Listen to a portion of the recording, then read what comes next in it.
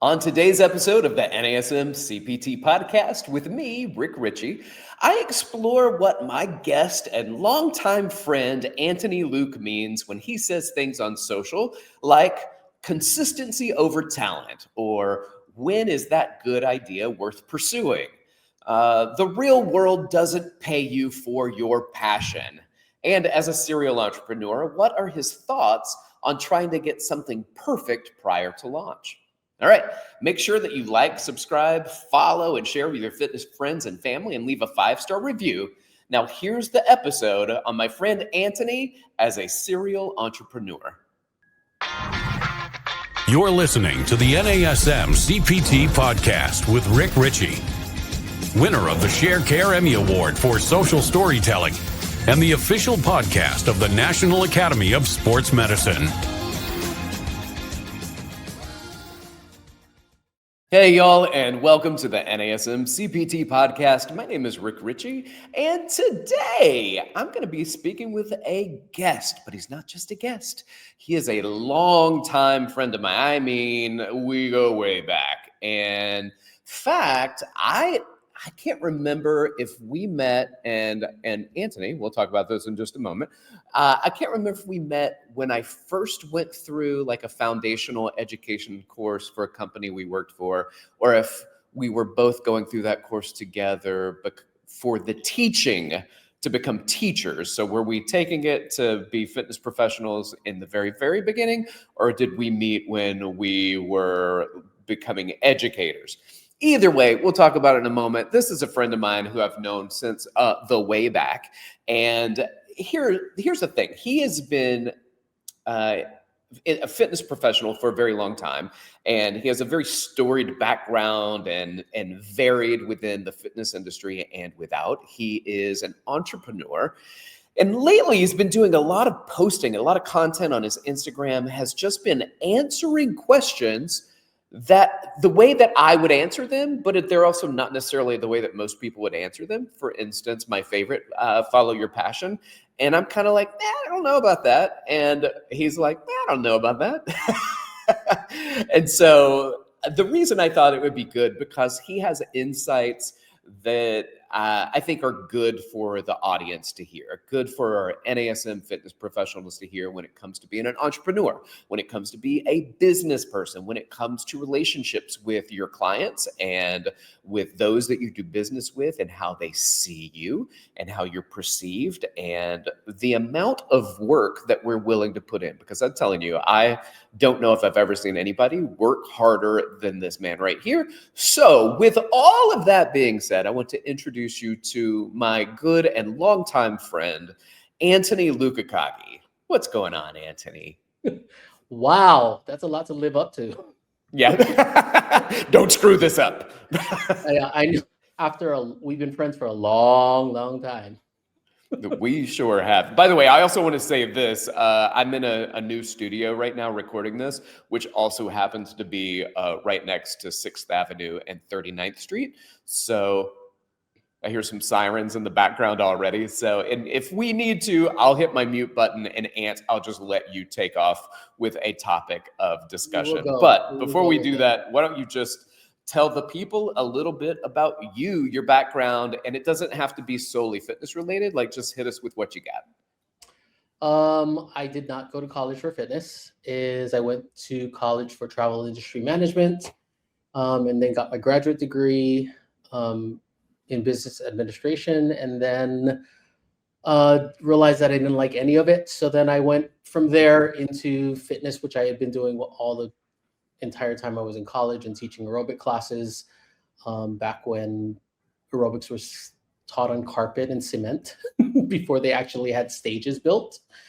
This was before even cycling studios existed. So that gives you an idea of how long I've been doing this. And then, I've been able to travel all over the world, the Middle East and whatnot, and work in the fitness industry with some, amazingly storied brands. And I still love doing it here in New York. So here I am.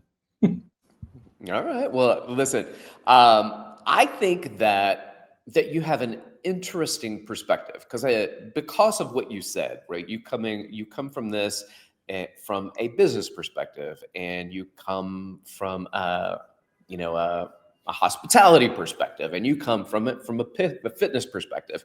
And so with that being said, can you just kind of go in and tell me a little bit about one of the things I admire about you the most is the amount of hustle that you put into what you do. You work more probably than anyone I know. And tell me what that means. Tell me about the hustle, what hustle culture is, and where you fit into that and how you keep balance with that. So for myself, and I speak solely for myself, I know that there was a huge movement at one point about finding balance and finding a balance in one's life. I'm actually of the school of, if you want to, create something, or if you want something to happen, then you have to make it happen. A lot of the way I look at the hustle culture today is that hustle culture is amazing, but a lot of people within 3 to 4 months get bored with it because they start realizing that there is a grind to any kind of hustle. So you have to be passionate about what you're doing, as well as love the fact that you are building something, and also have enough resilience, I think, in your head to realize that when the alarm goes off at 4 o'clock, that, all right, I have a choice. And you make that choice every day. And I think that's one of the biggest things about the hustle culture today that I look at. I love doing what I do. And, that includes building a CBD, topical brand, and then also building a hot sauce company. But they're not always related. I just look at it from a business standpoint of opportunity and what it's going to take in order to make certain things happen, and then sort of evaluate expenditure of time, expenditure of capital, and then go from there. Excellent. I love that. But I also want to point out something I think is valuable is people can be very passionate about fitness until, right? They're passionate about fitness until they realize that a lot of fitness, like, you have to build your client base. You have to advertise. You have to do the work to get to the part that you love doing. And so if all you love doing is the training people, then you're going to fall short when it comes to your passion. And so that's one of the things that I like that you posted about recently, where you're like, you can't just follow your passion, right? Like that you find something that you're passionate about, that's fantastic. But my favorite line, you literally said, but passion doesn't pay the bills. So, so tell me where we kind of, where the true passion is, right? So there's passion in doing what we do in the fitness world, but if you can't create sustainability to get to the part that you love, then you're just going to end up, quitting and going to sell insurance or something. So absolutely. Speak to that. So when it comes to, let's talk about it in the perspective of training. When you're passionate about training, I have never met a trainer that has not said, I'd love to work with people and I love to help them achieve results, or I want my clients to feel better. I think that's an actual thing that most people connect with when they first start in the industry. At some point, I started there, and then I started realizing there were different things about the actual industry itself. But there's always a parallel that runs with the way that you feel and what your passion is versus what the reality of how you're going to get to that passion. Because if you're doing it hour after hour, helping people is exhausting. The average, adult has about 2.5 to 3 hours worth of focused, energy where they can focus. And it's not uncommon for a successful trainer to do 4 to 6 in a row, which, is, I don't particularly love doing, but if it needs to happen, then it needs to happen. You also have to have a really good sounding board, or at least a internal compass of where your north is, and being able to find that, like, all right, I can choose to take this or I cannot. And I think there was a point in our, and you and I have chatted about this before, there's a point in the industry where the industry really went down the rabbit hole of like, set your boundaries, do this, set up what you want, and then create your business accordingly. I think this industry is wonderful because it is so relationship based. But in most service industries, in my experience, these service industries in general, and I categorize personal training with that, is very much a relationship business and highly susceptible to referrals. It's really difficult to just put up something in for someone to look at it and go, oh yeah, this is the person that I need to work with, unless they're, they've followed you for a few months and actually bought into what it is that you're saying. Yeah, I agree with that. And I also think that there's something that you had spoken to, which is another great saying, which is consistency over talent. So dig a little bit deeper into what you mean when you say consistency over talent, because again, just one of those things where I was like, man, I love this. I love following you on your Instagram and seeing the posts. So talk a little bit about what you mean consistency over talent. There are days that I think everyone is going to relate with where they're exhausted, they're tired, you don't feel like doing it, you've had a bad day, you didn't sleep well, whatever it might be. The reality is when you show up, you have to show up and you have to be present. Throughout my careers, I spent many years developing, hundreds of different trainers and, throughout the United States and whatnot. And it's been a great experience. But one of the true measures of whether someone was going to be consistent or not was, successful or not, was how consistent they could be at setting their goals and their parameters and then showing up, whether they had something to do or not, and being present at it. I think very often is when you start in the industry itself, it's so difficult to find framework to what it is that you want versus what you have to do in order to make enough money to pay the bills, etc. But I think with consistencies, you have to have a consistent growth pattern for yourself to constantly be evolving in the industry, because the industry constantly is changing. What Rick, you and I learned back when we were learning in foundations is very different from what it is today. The average consumer is far smarter than what they used to be, and they're going to expect a certain level of knowledge. But that consistently seeking growth for yourself, also consistently showing up for your clients, and showing up means showing up, being on time, making sure that you're paying attention. What exactly are the goals for the session itself? Are they bought into it? Do they know what you're both working towards? It's keeping that framework together for the client more than anything else, because there's a reason why people hire you. And you see them more than you would necessarily a hairdresser or, a different type of individual, because you can likely see them multiple times a week. And that means is multiple times a week, you have to show up and be present, and you have to be consistent with the way you communicate. Are you going to be the person that's going to remind people of all their, of when their sessions are? Are you going to, whatever it is that you need to do in order to check in? If you know that they always travel, or you notice that they always have a tendency starting to create some sort of consistency for accountability, you have to show up and then help them find their consistency. Oh, I agree. And listen, you and I have been in the same positions and many times throughout our path Careers. of employment, right? And so we look at being a manager of fitness people. Mm-hmm. And when I was managing people, it was amazing. I had some really spectacularly talented people that could not get clients because they did not, there was inconsistency on when they showed up. There was inconsistency in their schedule. There was inconsistency in their communications.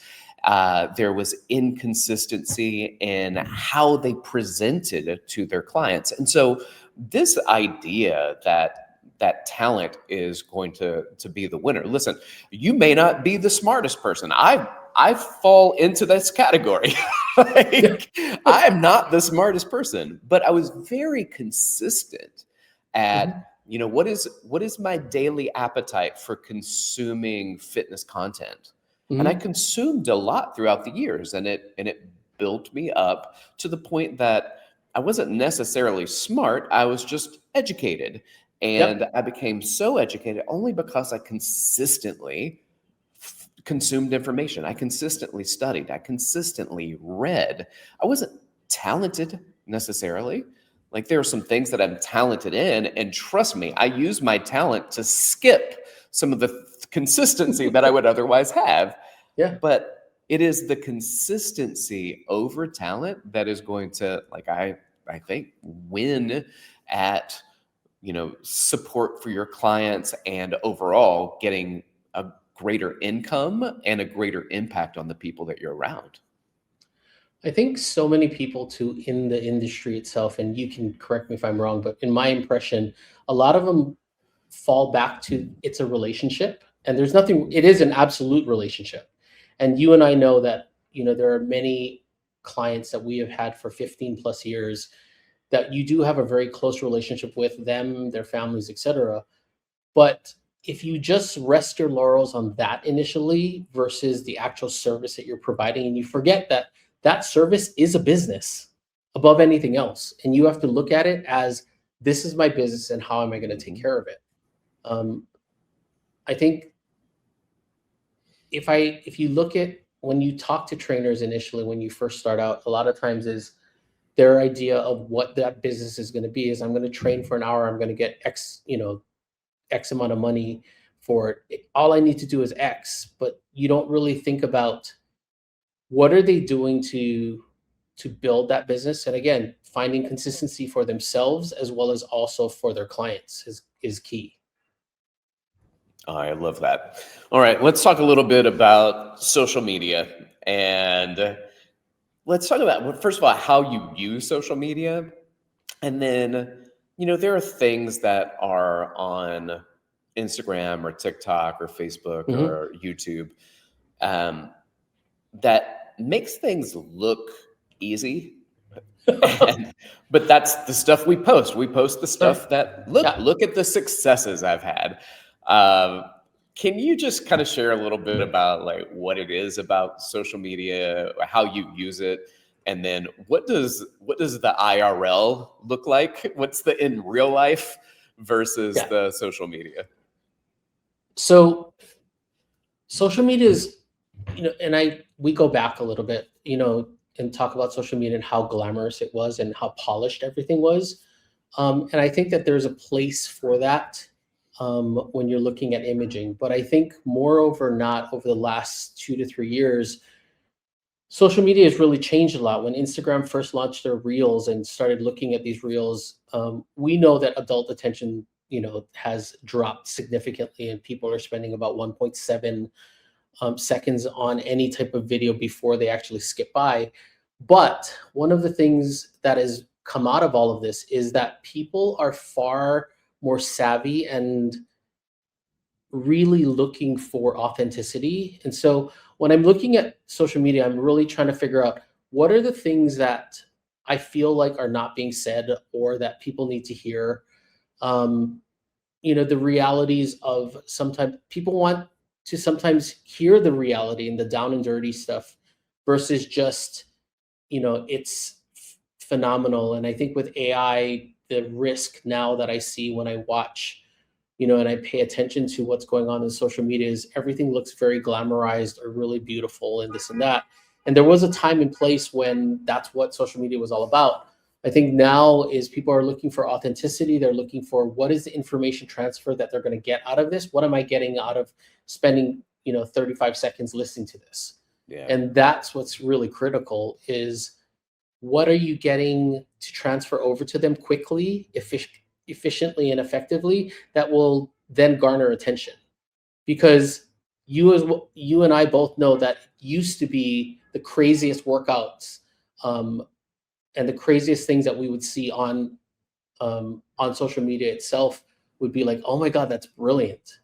And where there were major brands that were putting out these beautifully, artistically, very fashion forward focus of what it looks like to roll out of bed and then just go and do yoga on a mat. And I'm like, I don't look like that.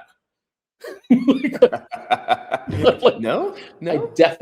I roll out slide down the bed onto my knees and then Right. Well, I also remember early on in my fitness career, it was, what can I do that nobody else can do, right? Like, can I stand on stand on the stability ball. Yes, stand on the ball. Can I stand on the ball? Can I do squats? Can I do the pistol squat? Can I do all the things that nobody else can do? And if I can do one thing that nobody else can do, then everyone will think that I'm really good. At what? I don't know. But they'll think it because it's a little bit different than what other people are doing. So it just became this, but it was the social media before social media even really existed. Let me see what type of circus trick I can do and be the talk of the gym. And then people will go, oh, they're talking about him. He must be good. Exactly. And there's a place for that. There's nothing wrong with some propaganda and a lot of, I mean, there's not, let's face it. I mean, there are still individuals that, and there are your companies out there that, really put that out there as their leading thing. You need to be dynamic and you need to be the center of attention. You need to grab people. And I do believe that. And go against the grain. Yeah, look, I am a huge fan of this one saying, refuse to be ignored. And if that means that you're going to do something, that's going to attract attention, great. I think that's wonderful. But please, I think people forget that people have watched a trainer before they approach them, probably 4 to 5 times work out with clients before they actually approach them, or they've asked about something. It's not often that you're going to, unless you're in a general large scale gym setting where you're going to walk in for the first time and just walk in to somebody else. And again, it's still an information transfer and skill transfer. Do we jive, or what you're looking for, am I able to do? I think as I've gotten older and I've talked to you about this, is I don't want to do everything anymore. I had somebody come in the other day that wanted to do a fitness competition. I was like, I'm not the person for that. If you want to do that, I have the perfect person that I think would be great for you. And I was like, let me connect you guys. That's not my thing. And I think that if you understand where you want your, and it comes with time, obviously, in the industry, when you understand who you are and where your skill set really lies, and for a better word, where my passion in the industry lies, you can then sort of start to really focus in there and concentrate your efforts on what you are most passionate about. Yeah, well, that's like any business, right? We have concentrations, we have our niche, we have our focus when it comes to it. We look at physicians, orthopedic physicians. You don't have one person that's like, I do elbows, ankles, necks, shoulders, right? Yeah. Like you do like usually. And if you have a baby, thing. We can help you there too. Yeah. Right. That's true. We want to create a focus for what it is that we're doing. And it doesn't mean that you couldn't help that person with the fitness competition. I totally get that. It's just that there are people who focus on that can probably help you get there faster. They have the connections that you need. They know how to do the setup. They can assist with a posing coach. They can assist with all sorts of things that are not within the realm of what I even focus on. And that's just the fitness part, not even when it comes to the nutrition, when it comes to doing the fitness and figure competition. So with that said, like, I get it. We have to, find a lane, create lanes, refuse to be ignored within those lanes. But you being somebody that, and I think that there are people that need to be able to do a little bit of everything, but just know that you can be somebody that's pretty good at everything, but you also should really identify something that is your thing. Because when you can do your thing better than other people, and you can market that way and focus the attention of your business and brand towards that, it really does make your life a lot easier. It does. 100%. Absolutely. All right. With that being said, I'm going to ask a few more questions in just a moment, Go for but it. this episode of the NASM CPT Podcast is brought to you by NASM One, the membership for trainers and coaches. Members enjoy unlimited access to hundreds of career resources. Get the Edge app to schedule and program clients. Enjoy half off all certifications and specializations, access to free CEUs, and more. All of this for just $35 a month. Go to nasm.org/membership to learn more about NASM One. All right. So you are somebody who has started several businesses. You have worked at the highest levels in several different companies within the fitness industry. I want to ask this question because this kind of comes up throughout business. And then we have fitness professionals who use this as a crutch sometimes. Sure. And that crutch is, I'm not ready yet. It's not perfect. So what are your thoughts on trying to get something perfect prior to stepping out and starting your own business? And what are some of the pros and cons that can come along with that? So let me start by saying this. Change is rough for most people. 9 out of 10 people do not like change, and it's hard. When it comes to making sure that everything is perfect, perfection is the enemy of done. And I honestly believe that because I've seen it so often. And I am guilty of it in the respect that if I don't like the way something looks, I don't like the way something feels, I don't like the way whatever it is I want to fix it. And there are moments in time where I have to step back and look at it and think to myself, is the return on my time and my time investment going to garner me any more than what I'm putting into it? Am I the only person that sees it? And I think it's very often easy to become, to suffer from paralysis by analysis. Everything can always be better. I will tell you from opening up many different businesses that every business that starts with one plan and the way it's going to go. And within the first year, it morphs into something that you did not expect it to be. And if you expect that now and you expect that it's going to change, it better prepares you for, all right, so this, what I thought and what we thought isn't going to work or wasn't going to work. So let's look at this, this and that. Nike famously had their fuel bans for a while, and they tried it and they pushed it out there and they tried, and then eventually it fell by the wayside. As I think a large portion of what any business happens is how flexible are you to be able to move when you need to and when you need to pivot, and recognizing those signs early on is a skill. It's not just, it's a skill in trying to figure out, well, what's going to work and how does it work best. Well, I love the quote, perfect is the enemy of done, because if you wait till it's perfect, it's probably not going to get done. And exactly. You also said as a quote is in one of those reels that I loved so much is sometimes good enough is good enough, and you can improve it along the way. So there's a good enough spot where you're like, I can launch this business.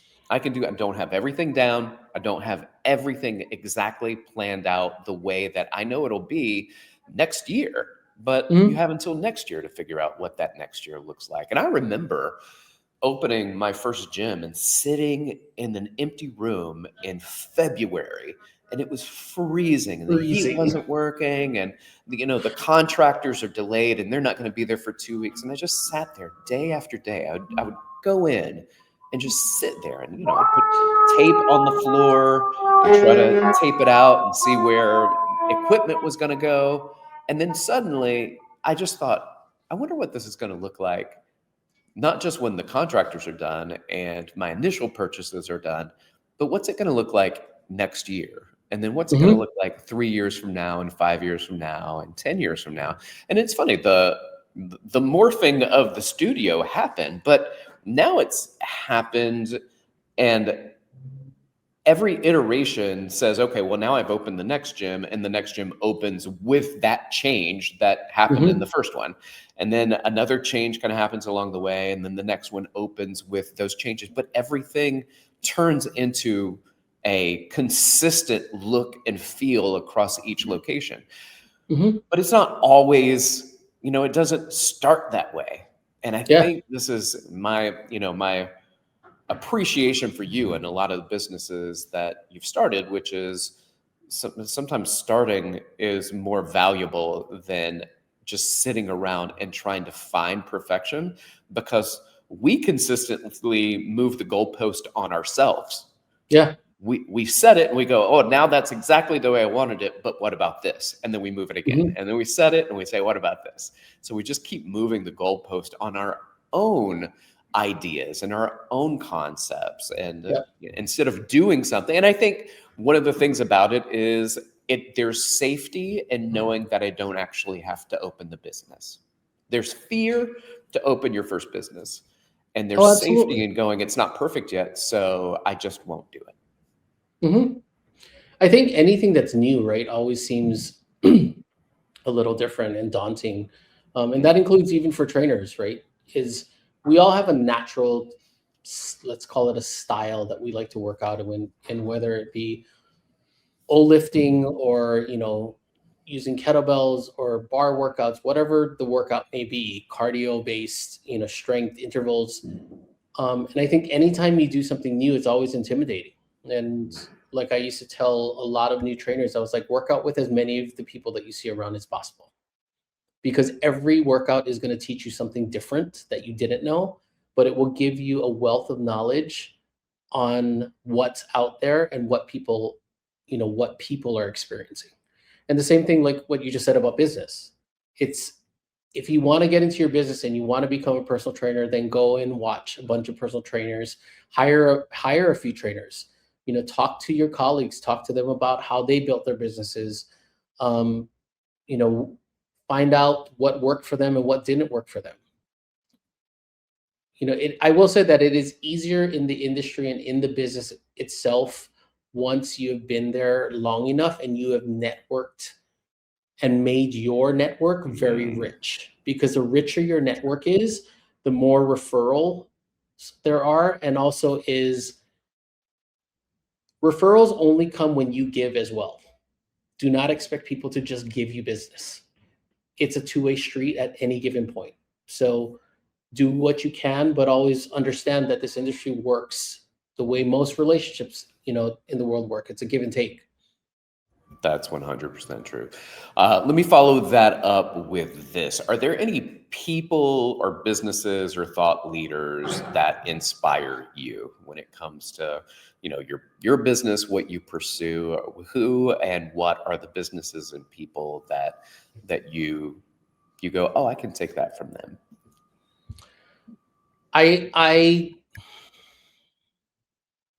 There's a number of people that stand out. I mean, there was definitely a point where Gary Vee was huge on my radar, and I was really following a lot of what he said, as far as about fear and getting off your ass and doing things.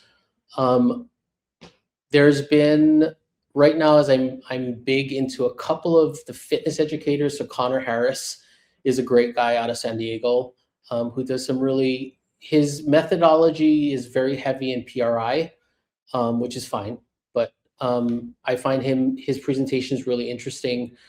There's a guy out of Florida called Dr. Tubbs that does a really funny, comical way of presenting science and movement, which I find enjoyable.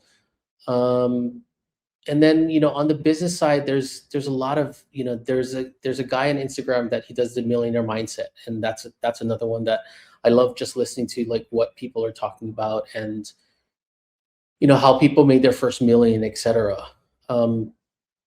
Is everyone's going to be slightly different. Everyone's story is, some people are going to be okay with working a 60-hour work week and other people are not, they don't want to. But I think if you want to start your business and you want to just walk in there and make it happen, I think if you love it, you will not realize how hard you are working, because you will feel satisfied and accomplished and really powerful in some respects, with everything that you're able to do and also accomplish.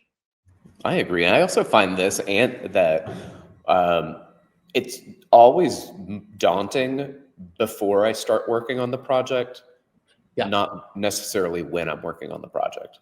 When I'm working on it, I'm in. I'm working. My mind is focused. My flow state is on, and then all of a sudden it's over. And I was like, well, it didn't really matter how long it took because I was focused on it. What did matter is that I almost didn't start because I was too focused on how much time it was going to take or how much energy it was going to take or what else I could have been doing. And my goodness, there's really something to be said for like doing it. What's Just really get started. interesting is that if you really think about it, and if a trainer heard that, that is exactly where we meet a client for the first time. Are they willing to take that step? Are they willing to step off the edge? Are they willing to commit the time and put in the effort, put in the money, all of these things? And I mean, it's the same thing with a business.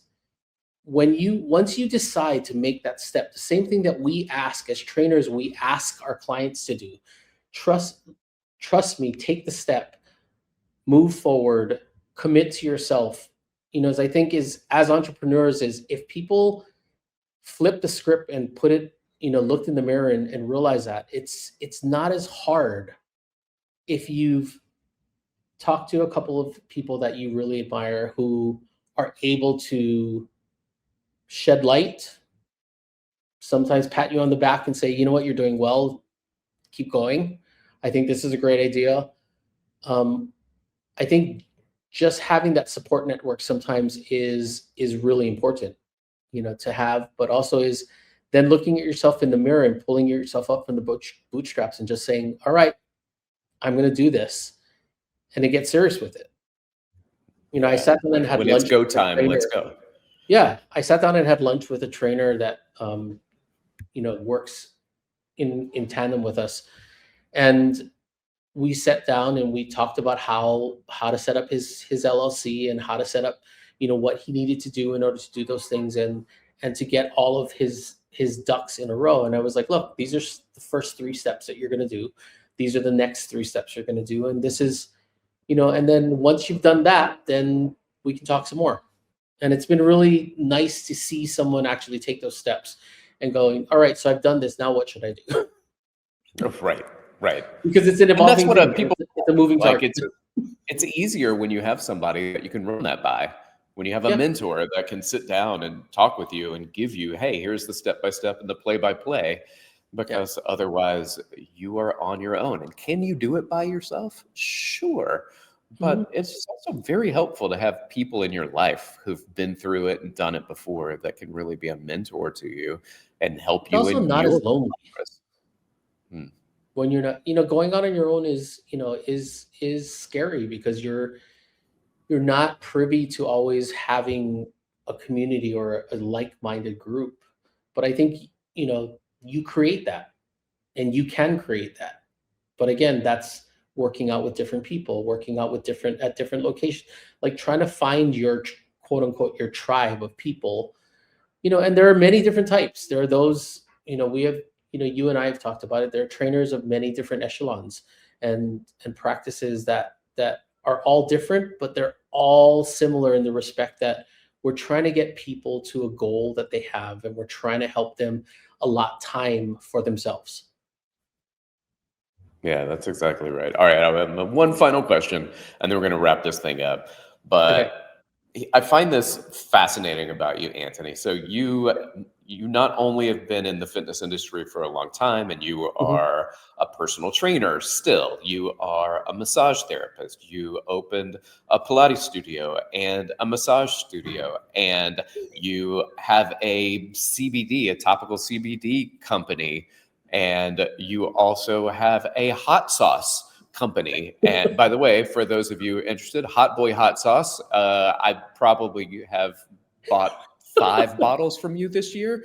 And and you are our number one coming up of the checks made with Hot Boy Hot Sauce. Oh my goodness. That it's so good that I'm angry about it. I can't stop eating. And then my kids, by the way, so Antoni makes these seasonal Chex Mix kind of thing with the hot sauce, and he brought a big bag for me and for my kids. So one for each of them. I have 3 kids, and so one of those smaller bags was gone by the time I got home. The day you gave it to me, because I couldn't stop eating it, I had to refill it with my bag, and I gave it to my daughter. And then my son comes home the next day, and he goes, "Dad, I couldn't stop eating it. I couldn't stop." Anyway, with that being said, Best compliment ever. And it should be, but it was. But at the same time, we were both like, "It's too good. Things shouldn't taste that good." But with that being said, between all of these businesses, like, how do you know what a good idea is, or how do you know what a good idea is and when that good idea is worth pursuing as a business? Because those aren't the only good ideas that have ever crossed your path, but they are the ones that you have focused on. So what is it about a good idea that makes you go, I will put my time, money, and effort into this concept? So let me start by saying this is my view of a successful business has changed over time. I think for many, many years, I was self-reliant on what I could do. And one of the things that I look at now is, can this business scale and succeed without me? Because so much of what we do in our industry, in a service industry, is we take care of individuals, but more importantly, we trade time for money. So for me, when I'm looking at a business, it's above anything else right now as I look is this scalable, with meaning that it is not just going to be time for money. Yes, I'm going to put a ton of time and I'm going to put a ton of money into something in order to create it, brand it, et cetera, and then build it. But more importantly for me is do I see a way for it to become scalable where it can reach larger populations, help individuals more, or even create its own wave of fun and enjoyment, like the hot sauce company. Well, it is fun, it is enjoyable, and it is delicious. So with that being said, I want to say thank you for taking time out of your schedule to come here and hang out with me. Pleasure. And basically all the things that you've talked about on your most recent Instagram, that I can go through and be like, I want to talk about that. I want to have a conversation about that. So with that being said, please direct people to you. Give them whatever information, websites, things like that, the Instagram handle that you want them to have as we close this thing out. So I can be found on Instagram at Antoni Luke, Antoni Luke, ANTONI LUKE. Or you can also reach me at The Official Hot Boy on Instagram as well. And our website for the fitness business is enhancewell.com. Perfect. All right, my friend, thank you so much for being here with us. And I want to say thank you to everybody here for listening. Thanks to my producer, Eric Sorensen. Please like, subscribe, share, and leave a review. And if you want to reach out to me, you can hit me up on Instagram at dr.rickrichy or email me, rick.richey@nasm.org. Y'all keep inspiring people to fitness. Thanks for listening. This has been the NASM CPT Podcast.